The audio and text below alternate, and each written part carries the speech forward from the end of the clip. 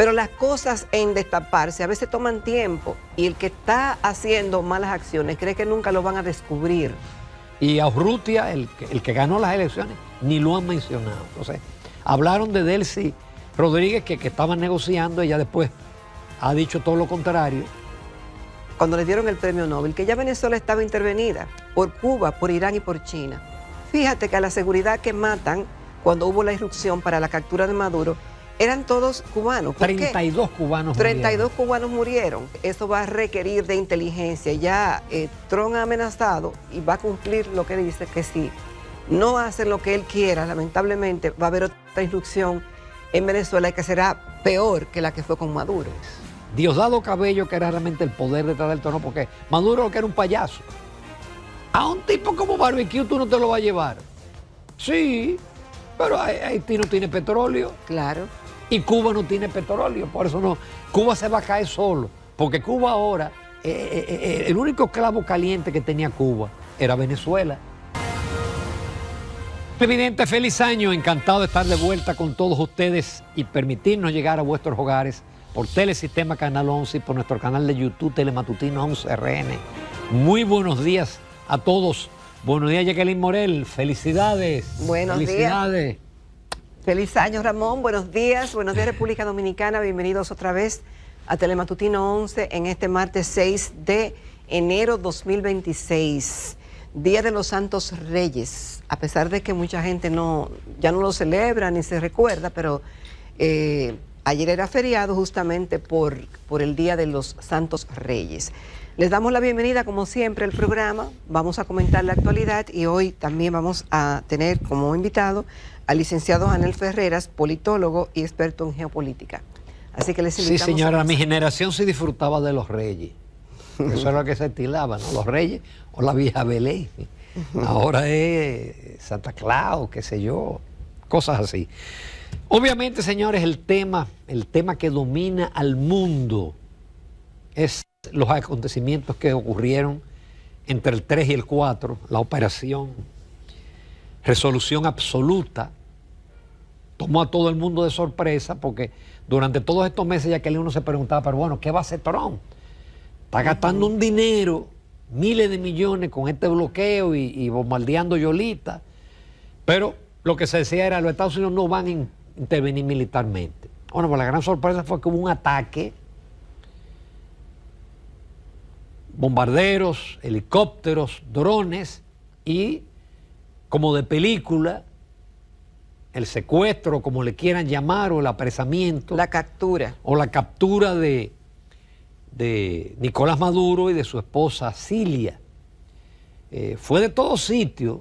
Hasta de aquí salieron aviones, porque aquí se nos dijo que era cisterna. No, aquí había 20 aviones en el isla y salieron aviones de aquí. Los americanos dijeron, de varias bases en toda la región salieron aviones. Qué poco duró la alegría de los venezolanos que celebraron la libertad, pero la rueda de prensa de Trump ese día fue una especie de balde de agua fría a las aspiraciones de la oposición venezolana. Bueno, Ramón, mira, muchas cosas que decir. Venezuela había caído en un vacío. Un país rico, pobremente administrado. Y los resultados están ahí. No solamente porque fue funesta la administración de una persona que obviamente no tenía ninguna condiciones para ser presidente de la República, como lo fue Nicolás Maduro. No hizo ningún aporte al país. Cantidad de presos políticos. La oposición tuvo que salir al exterior. El éxodo de más de 8 millones de venezolanos que no encontraban oportunidad de trabajo ni de forma de vivir en Venezuela. La limitación de la libertad de expresión. La baja producción de petróleo de 3 millones de barriles diarios, ahora está apenas en 1,5 y en menos, 1.4, 1.3 millones de barriles diarios. Entonces son los hechos. También a esto se le suma el componente de que mientras Maduro por un lado decía que él vivía en austeridad, ahora resulta que bancos suizos han congelado bienes. Algunos dicen que ya tienen 700 millones de dólares. Bueno, es lo que había hecho de gestión el gobierno de los Estados Unidos. pero se habla de unos 10.000 millones de dólares que fueron congelados en el día de ayer por bancos suizos de personas relacionadas a Maduro como testaferros y de él propio. Ahí salimos bailando nosotros porque hay bienes de Maduro que también se dice que están en la República Dominicana, Ramón. Propiedades costosas, se hablan de vehículos de alta gama que estarán no sé dónde, pero residencias de lujo en la República Dominicana. Ya hubo una que fue incautada. Ajá, y eso está rodando desde el 2021. Pero las cosas en destaparse a veces toman tiempo y el que está haciendo malas acciones cree que nunca lo van a descubrir y un día lo descubren. Vemos ahora argumentos de la ONU que dice que esa irrupción de Donald Trump contraviene tratados internacionales. Pero la misma Organización de las Naciones Unidas, en un informe que hizo la expresidenta de Chile, Michelle Bachelet, había calificado como crímenes de lesa humanidad lo que se estaban cometiendo en Venezuela por Nicolás Maduro. Es decir, que estamos hablando de una situación que hay que verla de diferentes ángulos. El derecho internacional es a según. Exacto. Por ejemplo, yo escucho aquí amigos izquierdistas que cuestionan esto, pero no cuestionan la invasión de Ucrania por parte de Rusia. Ucrania es una nación soberana con un gobierno electo democráticamente y ahí tienen 4 años. Pero yo les decía a esos amigos, pero ¿y cuando los Estados Unidos entregaron las armas para matar a Trujillo? Nosotros no hablamos de intervención. Cuando Carter y Carlos Andrés Pérez metieron la mano para poder salir de Balaguer, nadie habló de intervención. Pero ¿y cuando Pompeo llamó a Danilo Medina? Porque esa llamada fue lo que impidió que Danilo Medina consumara lo de la reelección. No hablábamos entonces de intervención. Y siempre ha habido intervención, de una u otra forma. Bueno, de hecho no hay una real independencia de ningún país, Ramón. No la hay, porque o dependen de intereses económicos, de intereses políticos o de otro tipo. Lo cierto es que la situación en Venezuela no podía seguir con Maduro. Se robó las elecciones en el 2024 y siguió ahí. El Tribunal Electoral de Venezuela no pudo demostrar que tenía la mayoría de las actas ganadoras.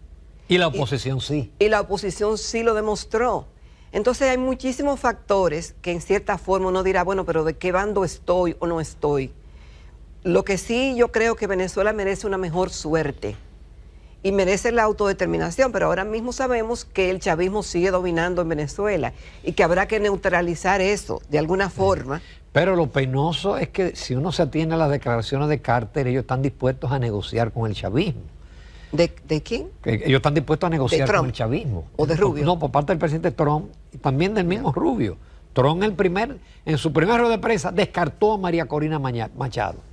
Dijo que ella no tiene apoyo, que ella no tiene, descartó a la oposición.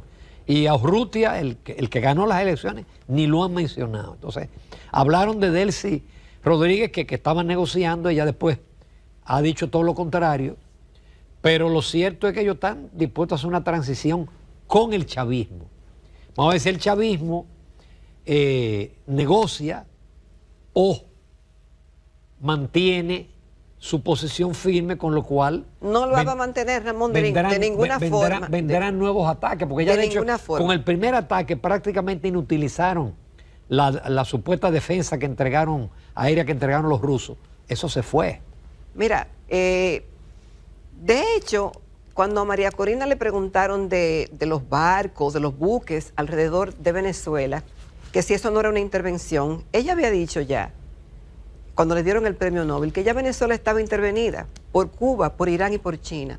Fíjate que a la seguridad que matan cuando hubo la irrupción para la captura de Maduro, eran todos cubanos. 32 cubanos murieron. 32 cubanos murieron, lamentablemente. ¿Por qué? Porque Maduro no confiaba en su propia seguridad de los propios venezolanos. Y obviamente, como dijo Marco Rubio, no lo estoy justificando, le decía, bueno, me dicen que de Diosdado Cabello y de los otros 6 acusados, incluyendo a la vicepresidenta, pero esto es una gestión ahora que es de inteligencia, porque desarraigar el chavismo, que tiene más de 2 décadas en Venezuela, no va a ser una tarea fácil.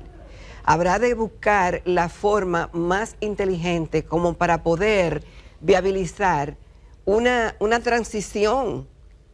Pero obviamente que eso va a requerir de inteligencia. Ya Trump ha amenazado y va a cumplir lo que dice, que si no hacen lo que él quiera, lamentablemente va a haber otra instrucción en Venezuela que será peor que la que fue con Maduro.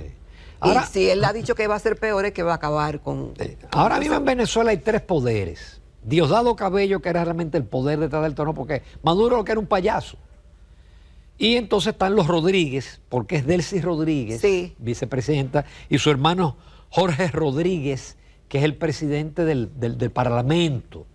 El padre de ellos era un izquierdista guerrillero que secuestró a un empresario norteamericano, Franny Hughes, y lo tuvo 3 años preso, hasta que finalmente lo atraparon y él murió en la cárcel. Es decir que ellos tienen una genética, entre comillas, revolucionaria. Y está también Vladimir Padrino López, que es el jefe de las Fuerzas Armadas, es el hombre realmente del poder. Vamos a ver cómo esas tres fuerzas se van a manejar y cómo ellos transigen o negocian con el presidente Donald Trump, porque ya se lo advirtió a Delcy Rodríguez. Le iría peor que a Nicolás Maduro. Ella no la tiene fácil y va a tener que jugar sus mejores cartas, a ver cómo sale, que yo no veo manera de que ella pueda salir bien parada, pero el tiempo va a decir, porque a ella también se le culpa como corresponsable de todas las diabluras que hizo Maduro en sus gobiernos. Ella está en la lista de los ella está en la lista, entonces habrá que ver qué va a pasar, pero sí, esto es una lección de la realpolitik, de los grandes intereses y cómo se está reconfigurando el mundo actualmente. Los intereses, la parte económica, la parte política y hasta dónde está la autodeterminación de los pueblos para decidir su futuro. Y en caso de que el pueblo en sí no pueda, por alguna razón, habrán otros que irán a irrumpir.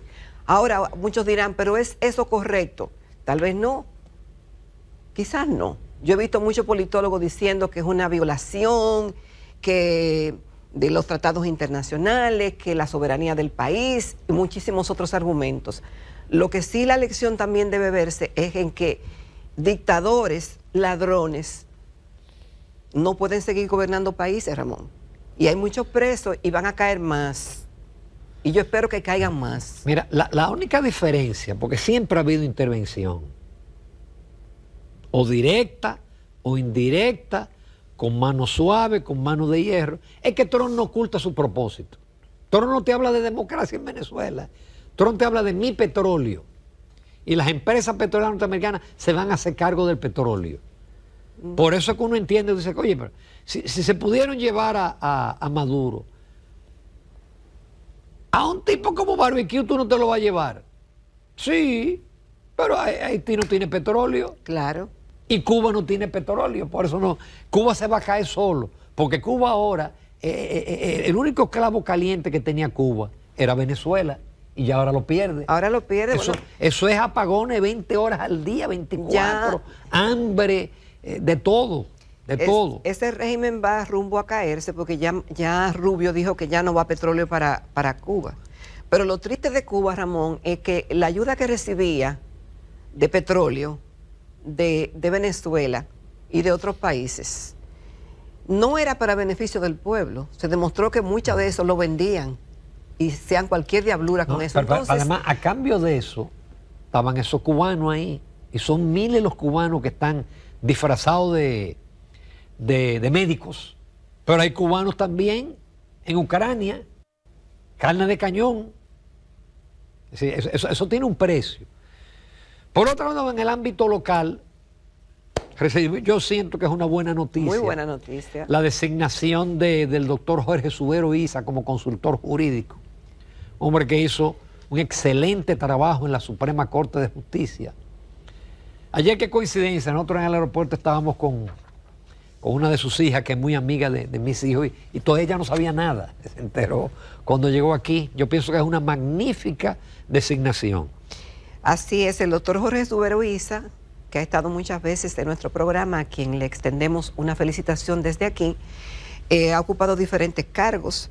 Lo primero fue que fue presidente de la Suprema Corte de Justicia por 14 años y del Consejo del Poder Judicial también en igual número de años. fue presidente de la Junta Central Electoral y tiene una amplísima trayectoria, y más que eso, no es solamente la trayectoria, sino el prestigio que tiene. Yo creo que ha sido un excelente activo del presidente Abinader ese nombramiento del doctor Jorge Suberoiza. Así como también la designación del doctor Antoliano Peralta Romero como el primer ministro de Justicia de la República Dominicana. Un ministerio que en su creación él lo trabajó ampliamente y que desde antes de su designación se decía que era él el que iba a encabezar ese ministerio, que era una necesidad a voces y que hoy tiene la prensa un reportaje que este ministerio, de la Constitución de 1844 a su consolidación ahora en el 2025, tiene una altísima responsabilidad de planificar, dirigir, coordinar y ejecutar las atribuciones delegadas en la Constitución y el Poder Ejecutivo para una política de Estado contra la criminalidad y la justicia en la República Dominicana, que ha estado tan mal y lo sigue estando. Y como consultor fue un invitado muy frecuente de este programa. Sí. Yo siempre lo elogiaba porque yo le escribía por WhatsApp y él me decía inmediatamente, no, mira, tengo compromiso este día o no. Y de los pocos funcionarios que viene él con el chofer, sin fotógrafo, sin escolta, sin relacionadora pública, sin cargado de imágenes, sin community manager. Solito. Así es. Entonces, el doctor, es decir, ¿por qué la creación del Ministerio de Justicia? No voy a nombrar las atribuciones, pero sí coordinar el sistema penitenciario y correccional, coordinar los asuntos registrales bajo su competencia, muchísimas atribuciones que le atribuye la propia ley, coordinar el Sistema Nacional de los Recursos Humanos y quitarle mucho trabajo a la Procuraduría General. Trabajo administrativo, principalmente. Trabajo administrativo. Y la parte de las prisiones, que uno espera que eso ahora, conjuntamente con Roberto Santana, eso se humanicen nuestras cárceles y que se construyan muchas cárceles. Así, Ramón, como también para el funcionamiento de este nuevo ministerio, se requieren unos 4.175.7 millones de pesos. El 80% equivalente a 3.297 se destinarán a gastos corrientes y lo demás a gastos de capital. Lo más probable es que esté consignado en el presupuesto, pero esto es una cantidad, Ramón, pírrica. Algunos dirán, bueno, pero ¿y de dónde va a sacar el gobierno esos 4.000 millones de pesos?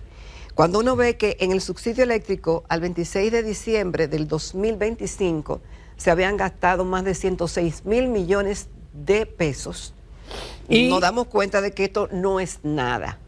Así que le deseamos mucha suerte. Pero hay una parte de ese presupuesto que ya es un recorte al presupuesto del Ministerio Público, porque las funciones del Ministerio Público, como en la parte penitenciaria, pasa a este ministerio.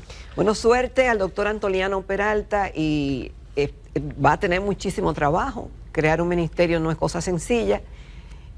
Va a tener esa gran responsabilidad y esperamos tenerlo en el programa cuando ya esté preparado. Sí, señor.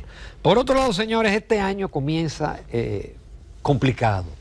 Sí. Todos estos elementos geopolíticos van a pesar en la economía mundial. La incertidumbre se mantendrá. La economía dominicana y el gobierno tienen un gran reto porque a pesar de que en noviembre creció 3.2 la economía, el crecimiento acumulado apenas 2.1, así que va a llegar rayando a 2.2. La inflación está casi cerca del límite. El Banco Central siempre estima entre 3 y 5, está casi cercano a 5. Aunque la depreciación del tipo de cambio fue 3.1, hubo unos picos, a veces que era equivalente a 7%. Y, en fin, las locomotoras, una de las locomotoras está paralizada, que es la construcción, y el turismo creció, pero no a los récords que dice el ministro de Turismo. El turismo creció el pasado 2025, la mitad de lo que creció el año pasado. Así que el gobierno la tiene complicada. Como decía Henry Rebarat, hay que pagar 1.000 millones de pesos diarios de intereses. 1.000 millones, señores, diarios de pesos de intereses de la deuda. Y es muy difícil pasar una reforma fiscal después del escándalo de Senasa. Bueno, Ramón, ¿tú sabes lo que tiene que hacer el gobierno? Apretarse los cinturones. No, en el campo decían, tiene que arar con sus propios bueyes. Arar con sus propios bueyes. Y yo le agrego, dejar de hacer locuras. Locura que ha llevado al gobierno ahora mismo. El gobierno no tiene ni defensores, los funcionarios no explican, cada uno está trabajando en su proyecto personal, no quieren dar la cara, ni siquiera las autoridades del partido dan la cara, y te tiran noticias así, como que las cosas están bien y como que todo no hay por qué preocuparse y las cosas no están tan bien como se dicen. Y no es que queremos ver las partes sombrías, sino que, y las partes opacas, sino que hay que ver el panorama completo. Es retador este año, pero si se ponen las pilas y hacen lo que tienen que hacer, si otros países pueden, ¿por qué la República Dominicana no va a poder? Lo que pasa es que los recursos hay que priorizarlos. Si nosotros éramos los que más crecíamos durante 50 años, y ahora hay otros que están creciendo, nosotros ahora estamos creciendo por debajo de casi de todos, bueno, pues existe la posibilidad. La economía es resiliente, pero hay que hacer muchísimo. Yo tengo entendido que el presidente va a hacer muchísimos cambios. Ojalá. En este mes. Ojalá que haga cambios y que esos cambios sean favorables para la administración pública, para el país, sobre todo para el país, y para el legado que pueda dejar Abinader. Él tiene que cambiar la cara del gabinete para relanzar el gobierno. Me dicen que sí, yo he escuchado algunos nombres, pero a veces eso son especulaciones.